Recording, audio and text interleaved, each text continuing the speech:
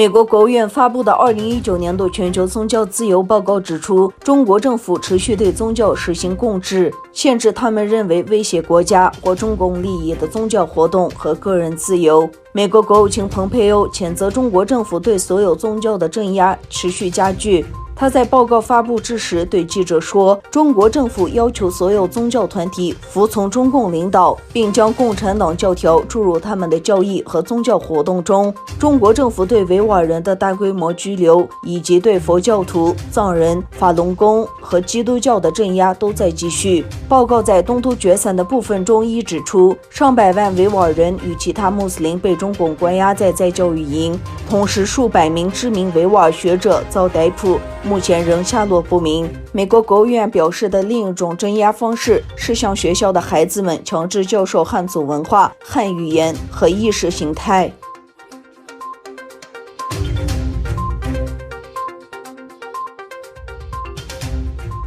中国对伊斯兰清真寺的摧毁和破坏行为不只局限于东突厥散。中国西北部甘肃省宁夏回族自治州首府宁夏是回族宗教生活中心，当地政府决定全面改整当地清真寺，使之看起来更中国化。3月份走上街，你会发现很多清真寺周围都搭起了钢管架，有工人在上面施工。宁夏市一位市民向韩东如实说道，他说南关清真寺、清真老华寺、前河沿清真寺、清真铁家寺、博家庄清真寺都被改整，有些清真寺从去年底就已经开始了拆改工程。当地一位政府内部人士向韩东透露，现在宁夏州政府正在整治清真寺。去年习近平视察甘肃工作时，指使宗教工作是重点工作。为保乌纱帽，当地官员加大对清真寺的中国化整治。这位消息人士还透露，宁夏将至少减少400座清真寺。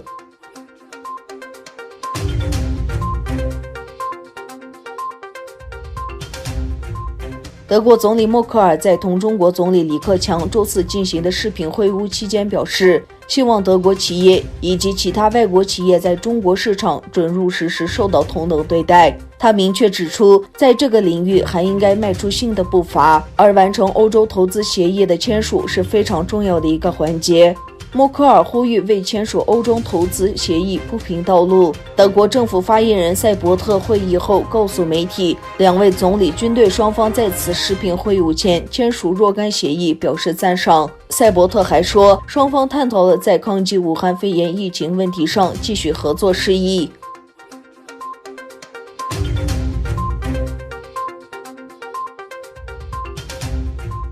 在美国居住的一些6·4事件的参与者和人权活动人士表示，他们通过 Zoom 举办6·4 31周年纪念活动时出现中断，或主办方账户在活动后遭到关闭。非政府组织人道中国表示，该组织在5月31日举办了纪念天安门大屠杀的 Zoom 会议，但是6月7日账户遭到关闭。这场网络会议有来自世界各地的250多人参加，很多人来自中国。Zoom 公司一位发言人在声明中说明，像其他任何一家全球性公司一样，我们必须遵守我们运营所在国的法律。该人权组织说，账号已恢复，但他的组织目前还没有收到 Zoom 公司就关闭他的账户做出具体的回复。